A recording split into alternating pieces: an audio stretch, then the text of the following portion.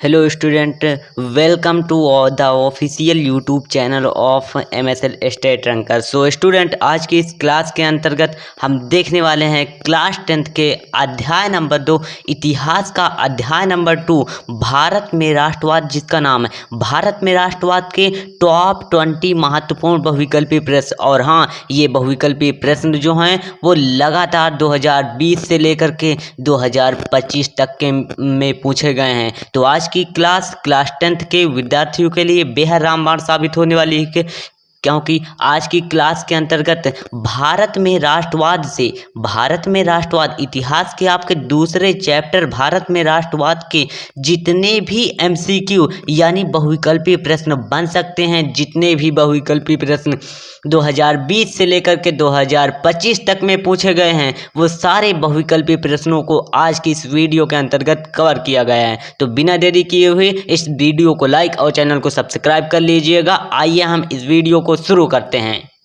इस वीडियो को शुरू करने से पहले हम आपको बता दें कि क्लास 10th के इतिहास का यदि कोई ऐसा इम्पोर्टेंट चैप्टर है जिससे बोर्ड पेपर में 10 नंबर के क्वेश्चन बनते हैं, MCQ पूछे जाते हैं, लॉन्ग पूछे जाते हैं, शॉर्ट पूछे जाते हैं, तो वो है भारत में राष्ट्रवाद। एक ऐसा इम्पोर्टेंट चैप्टर जिससे बोर्ड एग्जाम में MCQ, ये चाहे बहुविकल्पीय प्रश्न हो, चाहे लॉन्ग क्वेश्चन हो, शॉर्ट क्वेश्चन हो, बनते हैं। यदि आप अगर इस वीडियो को अंत तक देख लेते हैं तो इस वीडियो से आपके 10 नंबर क्लियर हो जाएंगे, क्योंकि यहाँ से मैंने जितने भी 2020 से लेकर के 2025 तक में क्वेश्चन पूछे। तो आइए अब इस क्लास को शुरू करते हैं। पहला क्वेश्चन है, हिंद स्वराज पुस्तक किनके द्वारा लिखी गई है? हिंद स्वराज पुस्तक किनके द्वारा लिखी गई है?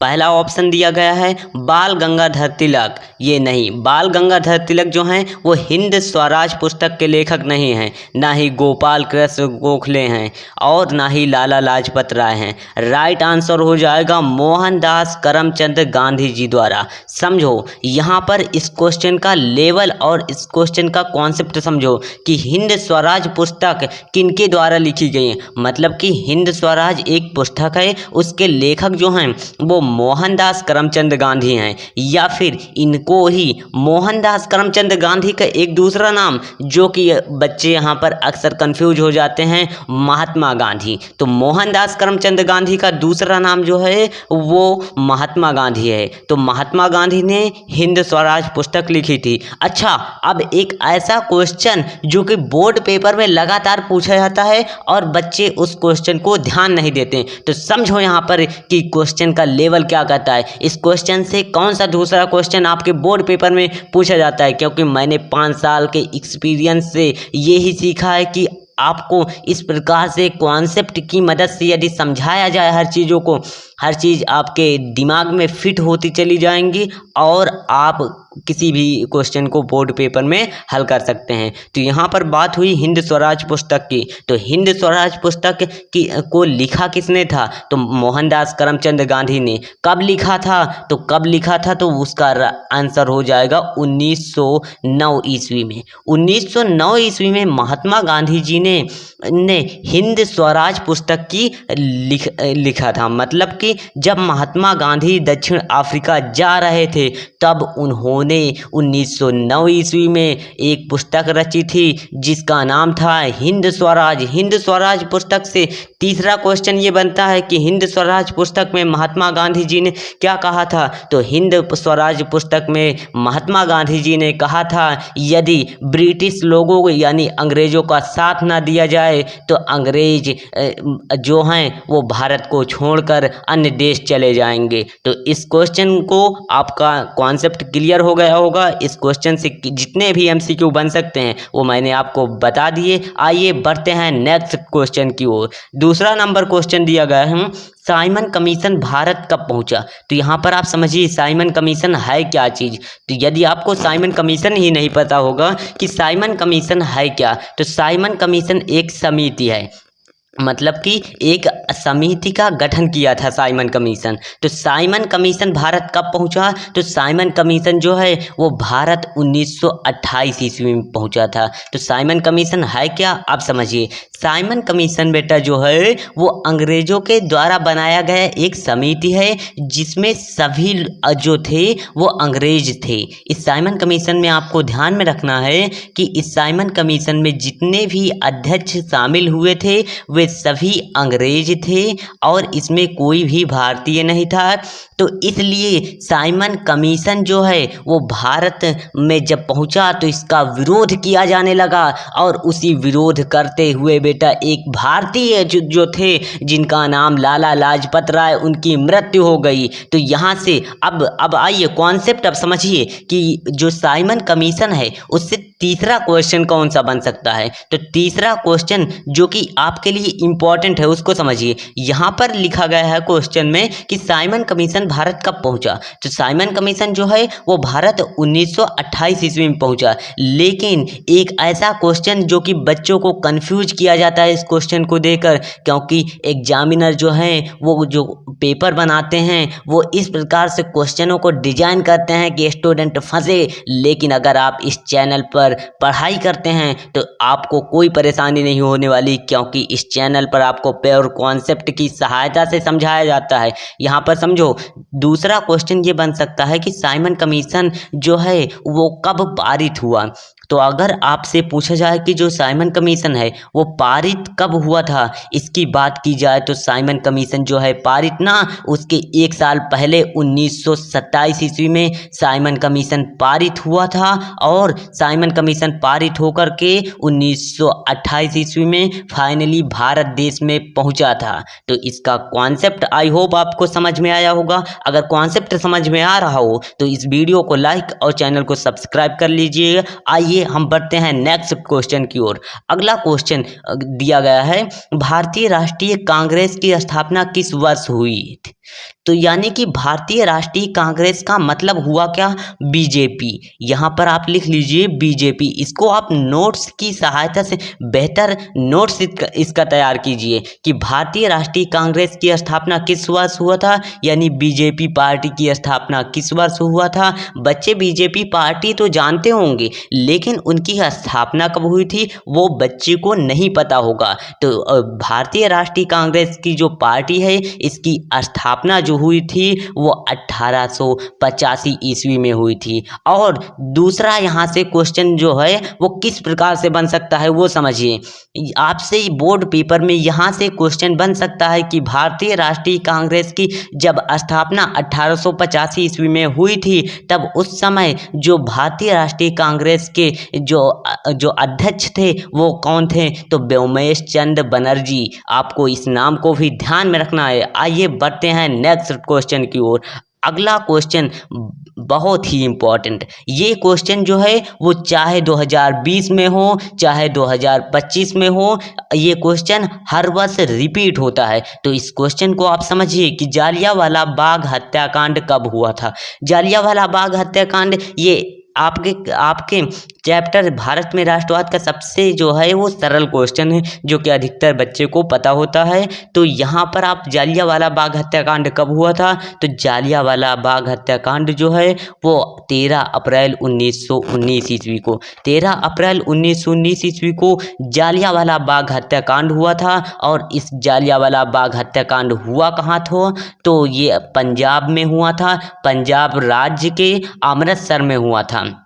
तो आपको ये भी पता होना चाहिए कि जो जालियांवाला बाग, कभी कभी यहाँ से मैप के क्वेश्चन बन जाते हैं कि वह स्थान जहाँ जालियांवाला बाग हत्याकांड हुआ था, तो बच्चे कंफ्यूज हो जाते हैं। तो आपको पता होना चाहिए कि जालियांवाला बाग हत्याकांड है जो वो कहाँ हुआ था, तो पंजाब में कौन सी जगह पर हुआ था, तो अमृतसर में हुआ था। एक एक क्वेश्चन का इस प्रकार से पोस्टमार्टम करेंगे कि आपके बोर्ड पेपर में चाहे जहां से क्वेश्चन बने आप उस क्वेश्चन को हल कर ले जाएंगे। तो आइए अब बढ़ते हैं नेक्स्ट क्वेश्चन की ओर।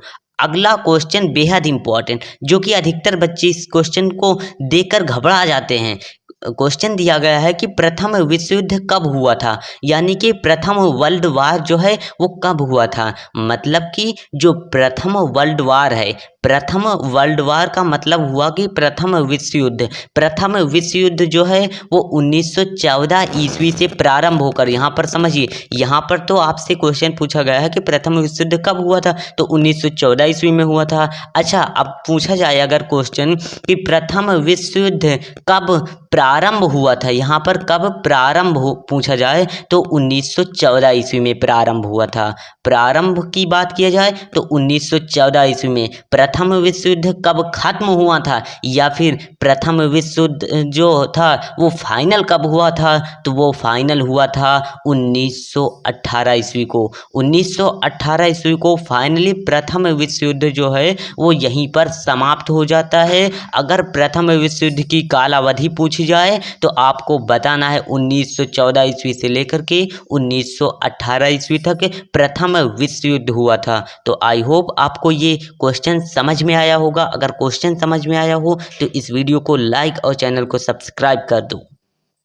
अगर आपको अपने माँ बाप का नाम रोशन करना है तो इस प्रकार से पढ़ाई करना शुरू कर दो, क्योंकि बोर्ड पेपर में ये ज़रूरी नहीं है कि इस क्लास से क्वेश्चन आ जाएं। ये क्लास में जितने भी क्वेश्चन लिए गए हैं उनसे क्वेश्चन पूछे जाए। और हाँ, इस क्लास में यदि आप इस क्लास को फुल अंत तक देख लेते हैं तो इस क्लास से बाहर आपके बोर्ड पेपर में कोई सा भी ना ही क्वेश्चन और ना ही कोई कॉन्सेप्ट क्लास से अलग होगा। तो आइए अब इस क्लास को और आगे शुरू करते हैं।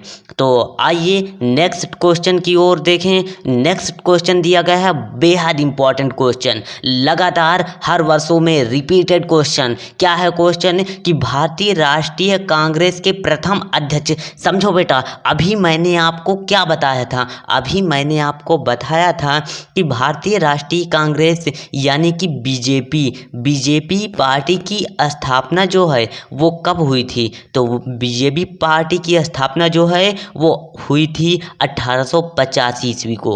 1885 ईस्वी को जब बीजेपी पार्टी की स्थापना हुई थी। अभी ये क्वेश्चन मैंने आपको बताया था, लेकिन यहाँ पर क्वेश्चन ये है कि उसके प्रथम अध्यक्ष कौन हैं, तो प्रथम अध्यक्ष जो हैं वो व्योमेश चंद्र बनर्जी हैं। तो इसी प्रकार हम कहते हैं ना कि आप कॉन्सेप्ट पर फोकस करो, क्योंकि अभी जो क्वेश्चन आया था उसमें मैंने आपको बताया था कि 1850 ईस्वी में भारतीय राष्ट्रीय कांग्रेस का, और मैंने एक्स्ट्रा में आपको क्वेश्चन के तौर पर बताया था कि प्रथम अध्यक्ष कौन थे। वही क्वेश्चन उठाकर यहाँ से पूछ लिया गया है। तो मैं कहता हूँ ना कि बोर्ड पेपर में क्वेश्चन का लेवल जो है वो हाई और लो कर दिया जाता है। तो इसलिए यदि आप हाई क्वेश्चन और लो क्वेश्चन हर प्रकार के क्वेश्चनों को इस चैनल पर पढ़ाई करते हो तो आप इस चैनल से पढ़कर बोर्ड पेपर में 95 प्लस का सपना पूरा कर सकते हो, क्योंकि मैंने भी 2020 में 95 प्लस का सपना पूरा किया और अपने माँ बाप का नाम रोशन किया। अगर आप भी इसी प्रकार से अपने माँ बाप का नाम रोशन करना चाहते हैं तो आप इस चैनल को सब्सक्राइब कर लो और आप इसी चैनल के हर वो एक वीडियो लेक्चर्स को फॉलो करते रहें। आप ज़रूर बोर्ड पेपर में 95 प्लस स्कोर करोगे। तो आइए अब देखते हैं नेक्स्ट क्वेश्चन की ओर। क्वेश्चन दिया गया है कि रालेक्ट कानून किस वर्ष पारित हुआ। रालेक्ट कानून है क्या? रालेक्ट कानून से रिलेटेड आपके बोर्ड पेपर में इस प्रकार से पढ़ा देंगे ना कि जो रालेक्ट एक्ट है उससे कोई सा भी क्वेश्चन चाहे जहां से क्वेश्चन पूछ लिया जाए तो आप उस क्वेश्चन को बाकायदे हल कर सकते हैं। तो यहाँ पर आप समझिए कि रालेक्ट कानून किस वर्ष पारित हुआ था। तो रालेक्ट कानून जो है वो 1919 ईस्वी को पारित हुआ था। और अब इसका बेसिक कॉन्सेप्ट समझो, रालेक्ट कानून या फिर इसका दूसरा नाम है रालेक्ट एक्ट। अक्सर बच्चे रालेक्ट कानून यदि पढ़कर जाते हैं तो अगर वहाँ पर बोर्ड पेपर में रालेक्ट एक्ट नाम दे दिया जाता है तो वहाँ पर बच्चे कंफ्यूज हो जाते हैं। लेकिन अगर आप इस चैनल से पढ़ते हैं तो आपको हर एक वो कॉन्सेप्ट, हर एक वो टॉपिक, हर वो एक चीज़ समझाई जाती है जो आपके लिए बोर्ड एग्जाम के लिए इम्पॉर्टेंट है। तो रालेक्ट कानून को रालेट एक्ट भी कहा जाता है। और यहाँ पर समझिए कि रालेक्ट कानून जो है वो जालियांवाला जब बाग हत्या, यहाँ पर आप कहानी को जोड़ कर समझिए कि जो जालियांवाला बाग हत्याकांड हुआ था वो भी 1919 ईस्वी को हुआ था। अच्छा, अब 1919 ईस्वी को जब जालियांवाला बाग हत्याकांड हुआ था तो उसी वक्त रालेक्ट कानून जो है वो पारित हो जाता है। रालेक्ट कानून जो है उसको भारतीय जो हैं वो काला कानून कहते हैं। तो यहाँ पर आप समझिए कि काला कानून किसे कहा जाता है। बोर्ड पेपर में ये भी क्वेश्चन बनता है कि काला कानून, तो काला कानून जो है वो रालेक्ट एक्ट को कहा जाता है। तो इसको आपको याद में रखना है कि रालेक्ट कानून जो है उसे काला कानून कहा जाता है। अब यहाँ पर एक ऐसा इंपॉर्टेंट क्वेश्चन जो कि आपके बोर्ड पेपर के लिए बेहद इंपॉर्टेंट है। अच्छा, अब आप समझिए कि जो रालेट एक्ट था उसका गठन जो है वो कब हुआ था। चाहे ये पूछा जाए कि रालेक्ट कानून किस वर्ष पारित हुआ था और या फिर गठन कब हुआ था, तो दोनों 1919 ईस्वी में गठन भी हुआ था। तो आपको आई होप ये क्वेश्चन समझ में आ रहे होंगे। अगर समझ में आ रहे हों तो इस चैनल को अभी सब्सक्राइब कर लो, क्योंकि चैनल जो है वो आपके लिए इम्पॉर्टेंट है। क्योंकि इस चैनल पर आपको हर वो तरीके के क्वेश्चन, हर वो एक प्रकार के क्वेश्चन जो कि आपके बोर्ड पेपर के लिए इम्पॉर्टेंट हैं वो हल कराए जाते हैं। आइए बढ़ते हैं नेक्स्ट क्वेश्चन की ओर। अगला क्वेश्चन बेहद इम्पॉर्टेंट, ये एक ऐसा क्वेश्चन जो कि आपके बोर्ड पेपर में 2023 में पूछा गया है। 2023 में और 2025 में ये क्वेश्चन रिपीट हुआ है। तो आइए क्यों ना इस क्वेश्चन का पोस्टमार्टम करते हैं। क्वेश्चन दिया गया है कि गदर पार्टी की स्थापना कब हुई थी। गदर पार्टी, आपने गदर पार्टी का नाम तो सुना होगा, आपने फिल्मों में नाम सुना होगा गदर पार्टी की स्थापना। तो गदर पार्टी की स्थापना जो है वो जब प्रथम विश्व युद्ध हुआ था। तो मैंने आपको बताया था कि प्रथम विश्व युद्ध जो है वो कब हुआ था। तो प्रथम विश्व युद्ध जो है वो 1914 ईस्वी में हुआ था। अच्छा, अब प्रथम विश्व युद्ध 1914 ईस्वी में क्या हुआ था, प्रारंभ हुआ था। तो 1914 मतलब कि प्रथम विश्व प्रारंभ होने से पहले गदर पार्टी की स्थापना हुई थी, जिसकी स्थापना 1913 ईस्वी में हुई थी। तो इस प्रकार से आपको ये क्वेश्चन याद हो गया कि प्रथम विश्व युद्ध जब प्रारंभ हुआ था उससे 1 साल पहले गदर पार्टी की स्थापना हुई थी। तो आइए बढ़ते हैं नेक्स्ट क्वेश्चन की ओर। क्वेश्चन बहुत ही इंपॉर्टेंट और लॉजिकल, जिसमें अधिकतर बच्चे अभी फंस जाएंगे इस क्वेश्चन को बच्चे देखकर ही आंसर दे देते हैं, लेकिन उनको ये चीज़ नहीं पता कि इस क्वेश्चन का लेवल जो है वो थोड़ा हाई है। लेकिन कोई बात नहीं, मैं आपको इस क्वेश्चन को इस प्रकार से समझाऊंगा कि ये क्वेश्चन जो है वो आपके लिए एकदम आसान होने वाला है। तो क्वेश्चन क्या कहता है, आइए क्वेश्चन को पढ़ते हैं। क्वेश्चन कह रहा है कि असहयोग आंदोलन कब स्थगित हो गया। स्थगित का मतलब क्या होता है, स्थगित का मतलब होता है रोकना। स्थगित का मतलब होता है रोकना। तो यहाँ पर आप लिख लीजिए, क्योंकि यहाँ से क्वेश्चन तो नहीं बनेंगे लेकिन इससे आपके वो कॉन्सेप्ट मजबूत होगा जिससे आप किसी भी क्वेश्चन को सॉल्व कर सकते हैं। तो असहयोग आंदोलन कब स्थगित हुआ था, मतलब कि असहयोग आंदोलन कब रोका गया था। तो असहयोग आंदोलन जो है वो 12 फरवरी 1923 ईस्वी को रोका गया था। क्यों रोका गया था, आपको यहाँ पर ये एक ऐसी इंपॉर्टेंट डेट है जो कि आपके बोर्ड पेपर में डायरेक्टली यहाँ से प्रश्न बनते हैं कि 12 फरवरी 1923 ईस्वी को एक घटना हुई थी जिसका घटना का नाम है चौरी चौरा कांड। यहाँ पर आप लिख लीजिए, चौरी चौरा कांड जो हुआ था वो कब हुआ था, तो वो 12 फरवरी 1923 ईस्वी को हुआ था। अब यहाँ पर समझो कि जो चौरी चौरा कांड है वो हुआ था तो महात्मा गांधी जी ने असहयोग आंदोलन को स्थगित कर दिया।